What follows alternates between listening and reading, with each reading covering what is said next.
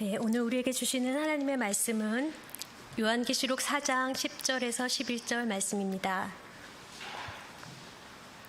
계시록 4장 10절에서 11절 말씀 함께 읽겠습니다. 24 장로들이 보좌에 앉으시니 앞에 엎드려 세세토록 살아계시는 이에게 경배하고 자기의 관을 보좌 앞에 드리며 이르되 우리 주 하나님이여 영광과 존귀와 권능을 받으시는 것이 합당하오니 주께서 만물을 지으신지라 만물이 주의 뜻대로 있었고 또 지으심을 받았나이다 하더라. 아멘. 반갑습니다. 제가 작은 목자들 교회에 온 지 5개월이 지났는데 처음으로 마스크 벗고 여러분께 인사를 드리는 것 같습니다. 네. 잠시 기도하고 제가 말씀 전해도 될까요? 네. 하나님, 주님의 말씀을 듣고자 이 자리에 나왔습니다. 하나님의 말씀만이 우리를 살릴 수 있는 생명의 말씀임을 고백하며 오늘 이 시간 성령께서 우리의 귀를 열어주셔서 하나님이 우리 교회에게 하시는 말씀을 들을 수 있는 그러한 귀한 시간이 되게 하여 주시옵소서. 감사드리며 예수 그리스도의 이름으로 기도했습니다. 아멘. 하나님은 생명을 주시는 분이십니다. 예수님도 우리에게 더 풍성한 생명을 누리게 하시려고 이 땅에 오셨다고 말씀하셨습니다. 성령님 역시 살리시는 영이며 생명의 영이십니다. 다시 말해서 성부, 성자, 성령, 삼위의 하나님은 생명을 주시는 하나님이시고 그 생명을 우리와 풍성히 나누고자 이 세상을 창조하셨습니다. 그런데 하나님만 우리 안에 역사하는 것이 아니고 마귀가 역사합니다. 마귀는 끊임없이 우리 가운데 사망의 역사로 유혹하며 죄와 두려움과 낙심과 고통의 덫을 놓아서 하나님의 사람들조차 하나님이 계획했던 그 생명을 풍성히 누리는 것을 방해합니다. 사실 눈에 보이지 않는 하나님을 보는 것처럼 믿고 걸어가는 믿음의 길은 쉬운 길은 아닙니다. 우리 눈에 보이는 세상, 당장 눈앞의 문제들이 너무나 커 보이기 때문이죠. 하나님은 믿음의 눈으로만 볼 수 있기 때문에 마귀는 우리가 믿음의 눈을 뜨지 못하도록 방해하고 하나님 아닌 다른 무언가가 너를 살게 한다고 끊임없이 유혹합니다. 요한계시록에 쓰여진 1세기 소아시아 교회의 상황도 그런 유혹 가운데 있었습니다. 로마 황제가 세계를 다스리는 사회였죠. 팍스 로마나, 로마가 있기에 세계가 평화롭다고 외치는 세상이었습니다. 그에 비해 그리스도인은 아주 힘없는 소수의 피지배 민족이었습니다. 로마는 수많은 소수민족들을 통치할 때 상당히 관용적인 정책을 펼쳤습니다. 특히 겉으로 볼 때 종교에 대해서는 더욱 관대해 보였습니다. 수많은 신들이 등장하는 그리스 로마 신화에서도 볼 수 있듯이 로마 사회 자체가 다신 사회였기 때문에 또 하나의 다른 신을 섬기는 것이 충분히 용납되는 일일 수도 있었습니다. 그런데 종교 활동에 대해 비교적 관대한 그들이 요구하는 단 하나의 조건이 있었습니다. 그것은 바로 로마 황제 앞에 절하면서 황제가 신이요 나의 주인입니다 라고 고백하는 황제 숭배에 참여하라는 조건이었습니다. 너희가 믿는 신을 마음껏 예배해도 좋다. 단 황제 숭배에도 참여하라는 것이었습니다. 황제에게 절하지 않는 자들은 로마에 대한 반역자라고 여겨서 온갖 불이익과 처벌과 그리고 모든 핍박을 당해야 했죠. 다시 말해서 요한계시록이 기록된 1세기 성도가 그리스도인으로 살아간다는 것은 단순히 하나님을 예배하느냐의 문제가 아니라 하나님만 예배하는 문제였다는 사실을 기억할 필요가 있습니다. 로마의 통치 아래에서 황제 숭배에 참여하지 않는다는 것은 경제, 사회, 문화, 교육 등 사람들의 일상 모든 영역에서 손해와 핍박을 당할 수밖에 없는 그런 구조였습니다. 그렇기 때문에 그들이 황제 숭배를 거부하고 하나님만 예배하겠노라고 결단을 한다는 것은 상당히 실제적이고 현실적인 문제였음을 알 수 있습니다. 소아시아 교회들의 성도는 이러한 도전 앞에서 어떤 반응을 보였을까요? 안타깝게도 계시록 2장 3장에 나타난 7교회를 향한 메시지를 보면 이들이 황제 숭배의 유혹과 황제 숭배에 대한 타협을 종용하는 거짓 선지자들의 속임에 상당히 많은 수가 타협하고 있었다는 것을 알 수 있습니다. 하나님을 예배하면서도 황제를 예배하며 황제 역시 하나님이며 주인이라고 고백하는 성도가 있었다는 사실을 우리는 예수님의 책망을 통해서 알 수 있습니다.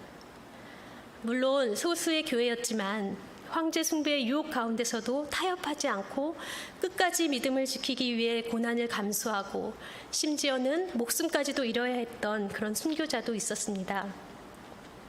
이런 정황 속에서 오늘 읽은 계시록 4장의 환상이 펼쳐집니다.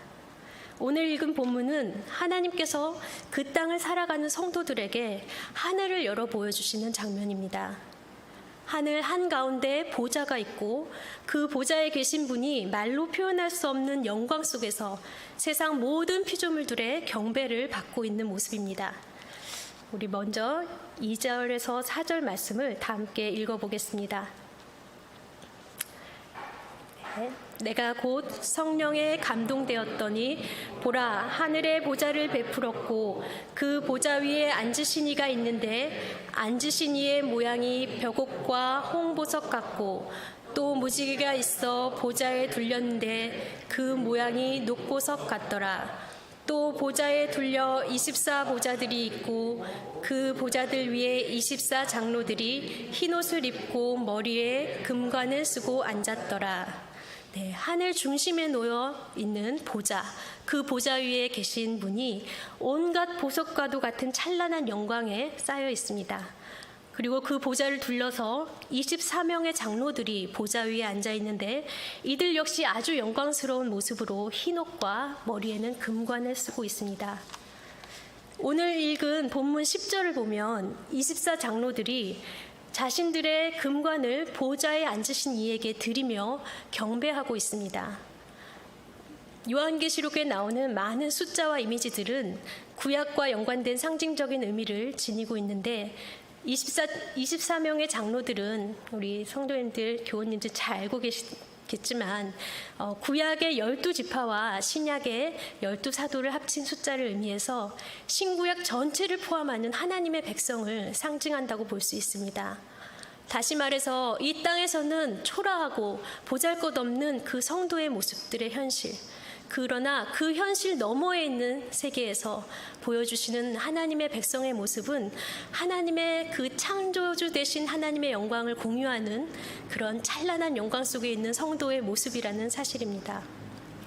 10절에 사용된 경배하다라는 단어는 헬라어로 프로스퀴네오라는 단어입니다. 네, 이 단어는 두 단어가 합쳐진 합성어인데요. 프로스라는 전치사와 퀴네오라는 동사가 합쳐진 합성어입니다. 프로스는 무엇을 향하여, 퀴네오는 납작 엎드리다, 배를 깔고 납작 엎드리는 그런 동작을 나타내는 단어이죠. 다시 말해서 경배한다라는 것은 원어적으로 볼 때 누군가를 향하여 납작 엎드리는 행동을 뜻한다고 볼 수 있습니다. 이는 완전한 항복, 절대 복종을 의미하는 단어입니다. 이 땅에서는 마치 로마 황제가 온 세상을 다스리는 것처럼 보였고, 그래서 모든 사람들이 황제 앞에 납작 엎드려 그를 경배해야만 살 수 있는 세상인 것처럼 보였는데, 믿음의 눈을 열어 보여주신 하늘은 그 땅을 진정으로 다스리고 계시는 분이 바로 창조주 하나님이시라는 사실을 보여주시는 것이지요. 성도가 납작 엎드려 경배해야 할 분은 오직 하나님 한 분이심을 보여주고 있습니다. 이들이 보좌에 앉으신 분을 찬양하는 내용이 11절 본문에 나타나고 있습니다. 다시 한번 우리 11절을 같이 천천히 읽어보겠습니다. 우리 주 하나님이여, 영광과 존귀와 권능을 받으시는 것이 합당하오니 주께서 만물을 지으신지라. 만물이 주의 뜻대로 있었고 또 지으심을 받았나이다 하더라. 이들은 외칩니다. 우리 주 하나님이여, 우리 하나님이여, 당신만이 우리의 경배를 받으시기 합당하십니다. 그 이유는 하나님만이 이 우주 만물을 만드셨고 하나님만이 이 우주의 모든 이치를 주관하고 계신다는 사실 때문입니다. 하나님의 거룩하심, 하나님의 창조주 되심, 하나님의 주권자 되심, 이것을 온전히 높이고 있는 모습입니다. 창조주 하나님을 향한 이토록 영광스러운 경배의 장면은 믿음의 눈이 아니면 볼 수 없었던 장면입니다. 생명의 주관자 되시는 하나님을 우리 머릿속으로는 알고 있지만 눈에 보이는 세상 속에서 이런저런 문제들 가운데 매몰되어 살아갈 때면 너무도 쉽게 잊혀지는 장면이었습니다. 그러나 성도들을 향해 다시 한번 믿음의 눈을 떠서 너희의 생명을 시작하시고 보존하시고 공급하시는 분이 누구인지 바라보라. 너희를 살게 하는 힘이 이 세상 그 어떤 권력이나 도움으로부터가 아니라 오직 창조주 하나님에게서만 나온다는 사실을 기억하라고 도전하고 있습니다.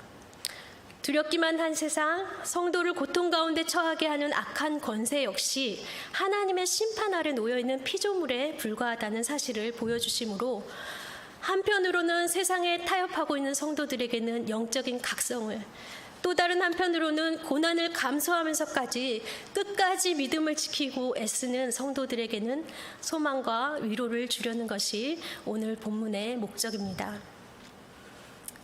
이 목적은 1세기 성도뿐 아니라 21세기를 살아가는 오늘날의 성도에게도 동일하게 역사합니다.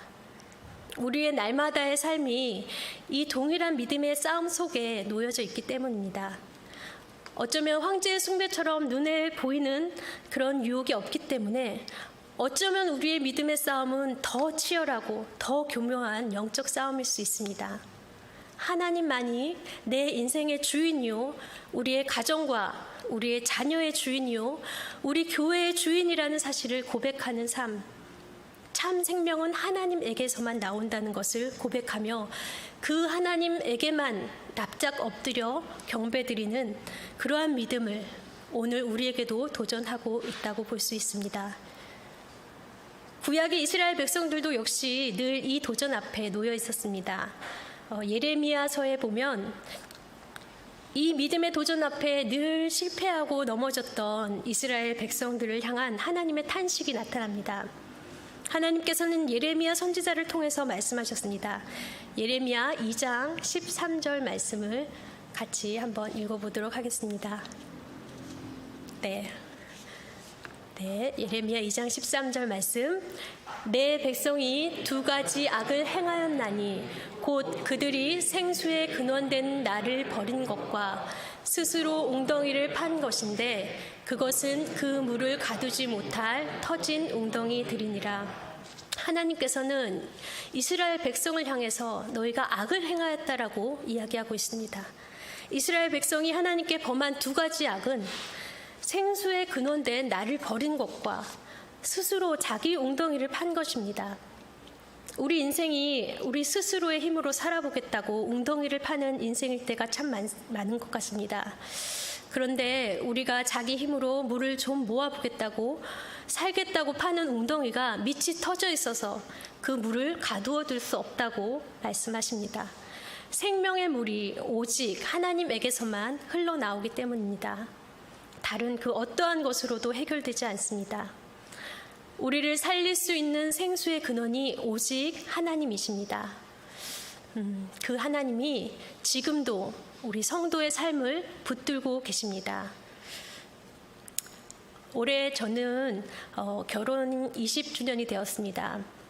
하나님께서는 저에게 가정을 시작할 때부터 그 시작부터 생명의 주관자가 누구이신지 너무도 정말 제 삶 가운데 경험할 수 있는 일들을 보여주셨는데, 제가 지금은 이렇게 건강해 보이는데 제가 20대 중반에 갑자기 몸이 굉장히 많이 안 좋아졌습니다.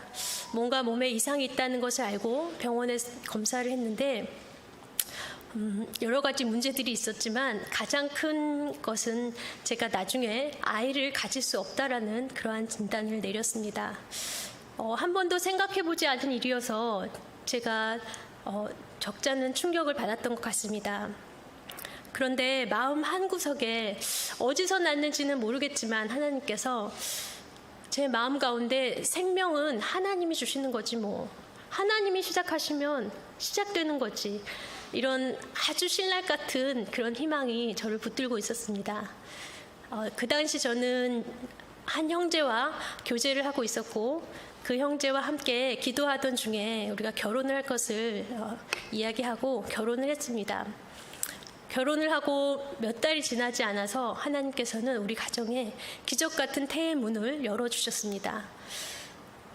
정말 생명의 시작이 하나님이시라는 것을 보여주셨는데 문제는 그러한 생명을 경험한 지 얼마 되지 않아서 또 다른 염려와 두려움이 제 안에 찾아왔습니다. 뱃속에 아기가 이상이 있다는 것이었습니다. 뱃속의 아기의 신장이 정상적인 기능을 하지 않아서 노폐물을 잘 걸러내지 못해서 신장이 점점 이렇게 물이 차오른다는 것이었습니다. 그래서 아기를 생각보다 빨리 꺼내는 게 좋겠다고 그렇게 이야기를 하고 유도분만으로 아이를 일찍 출산을 하게 되었습니다. 한 2돌이 될 때까지 이 아이를 매달 큰 병원에서 검사를 해야 됐는데 조영제를 투영하기 위해서 또 이 아이에게 수면제를 먹여야 되는 그런 일들이 있었습니다. 정말 발버둥 치는 아이, 우는 아이를 붙들고 아이도 울고 저와 남편도 옆에서 더 울고 그렇게 보내는 시간들이 있었습니다. 그럴 때마다 하나님께서 저희에게 버틸 수 있는 단 한 가지 힘이 있었다면, 하나님이 주신 그 힘이 있었다면 그것은 바로 생명을 시작하신 하나님을 바라보는 것이었습니다. 세상은 우리 가정에 생명이 없을 거라고 말했는데 하나님께서 생명을 시작하셨습니다. 제가 경험하였고 제가 그 일을 겪고 있는데 또다시 작은 문제들로 인해서 낙심하고 두려워하는 제 모습을 보고 하나님께서 시작하신 이 아들, 하나님께서 생명 주신 이 아들 하나님께 맡겨드립니다 라고 기도할 수밖에 없었습니다. 지금은 이 아들이 20살이 돼서 건강하게 잘 자라고 있습니다. 제가 엄마로서 이렇게 살아가고 또 사역자의 사명을 받고 사역자의 길을 걸어가는 순간순간마다 연약하기 때문에 또 두려움과 낙심과 염려가 저를 짓누를 때가 있습니다. 그러나 그럴 때마다 제가 생각하는 것은 우리 가정의 생명을 시작하신 그 하나님을 바라보는 것입니다. 하나님께서 우리 가정의 생명을 시작하셨고 모든 생명의 시작과 끝을 주관하고 계신다는 그 사실을 기억하며 믿음으로 반응하는 것입니다. 사랑하는 교우 여러분, 믿음의 길을 걸어가는 인생길에 우리에게 크고 작은 어려움들이 파도처럼 몰려가고 하는 것 같습니다. 하나님이 함께 하시는 그리스도인이라 해서 환난이 없는 것은 아닙니다. 그럴 때 마귀는 끊임없이 우리 마음속에 하나님이 아닌 다른 것이 널 살게 할 수 있어 라고 유혹합니다. 성도의 삶에 유혹과 환난과 고통이 없을 수 없지만 우리에게는 그 환난과 두려움의 상황을 뛰어넘을 수 있는 힘이 있습니다. 그 힘은 온 우주 만물을 창조하신 생명의 주관자 되신 아버지 하나님에게서만 얻을 수 있습니다. 우리는 어느 누구도 우리의 의지로 우리의 생명을 시작한 사람이 단 한 사람도 없습니다. 우리 생명의 시작을 하나님에게서 왔다면 우리의 생명을 보존시키고 유지하게 하시고 지키시고 보호하시는 분이 하나님이심을 우리가 끊임없이 바라보아야 합니다. 지금도 하늘 보좌에 앉으셔서 우리를 바라보시고 우리 각 교우님의 모든 사정을 아시고 이 세상을 다스리시는 그 창조주 하나님 앞에, 그 하나님 앞에만 온전히 납작 엎드려 경배하기를 원하십니다. 기도의 자리에 나온 우리 모두에게 오늘 하늘의 문을 열어서 생명의 근원 되신 그 하늘 보좌를 보여주시기 원합니다. 다 같이 우리 그 하나님 앞에 온전히 엎드려 하나님만 나를 살게 하십니다. 하나님만 우리 가정과 우리 자녀들과 우리 교회를 살게 하실 수 있습니다. 다 다른 어떤 것을 의지하지 않겠습니다. 고백하며 온전한 경배를 올려드리는 우리 작은 목자들 교회 모든 교우님들 되시기를 주님의 이름으로 축원합니다. 아멘. 우리 함께 찬양 한 곡 하겠습니다. 주께서 높은 보좌에 앉으셨는데, 이 찬양을 통해 거룩하신 하나님께 우리의 마음을 다해 온전한 경배를 올려드렸으면 좋겠습니다.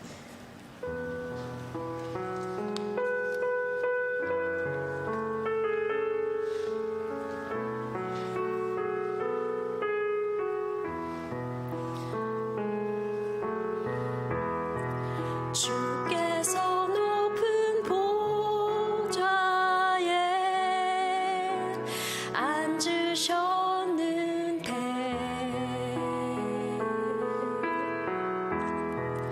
그 옷자락은 성전에 가득하도다.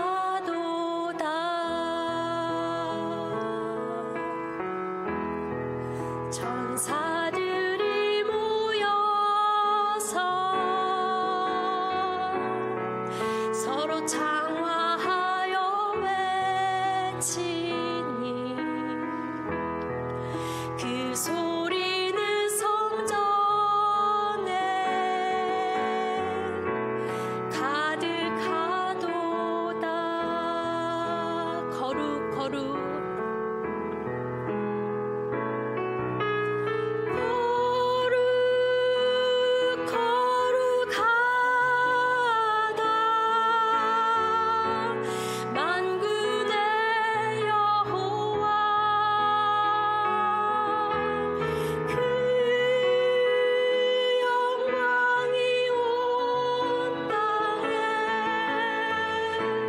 충만하시도다. 거룩 거룩하다. 거룩 거룩하다. 만군의 여호와 그 영광이 온 땅에 충만하시도다. 이 시간 기도하겠습니다. 하나님, 먼저 내 삶을 내 힘으로 살아보겠다고 스스로 웅덩이를 팠던 것 있다면 하나님, 이 시간 멈추겠습니다. 주님, 생수의 근원 되신 하나님만을 바라보겠습니다. 우리의 인생의 시작과 끝을 주관하고 계시는 창조주 하나님만을 바라보고 그 앞에 온전히 경배함으로 하나님에게서만 흘러나오는 생명의 물로 살아나는 우리 모두가 되게 하옵소서. 또한 우리가 모여 예배할 때마다, 그리고 모든 교우님들의 삶의 예배 때마다 지금도 살아계셔서 역사를 주관하시고 다스리시고 우리의 생명을 공급하시는 그 창조주 하나님을 바라볼 수 있는 믿음의 은혜를 부어주십시오. 이 시간 함께 기도하겠습니다. 주님, 아버지,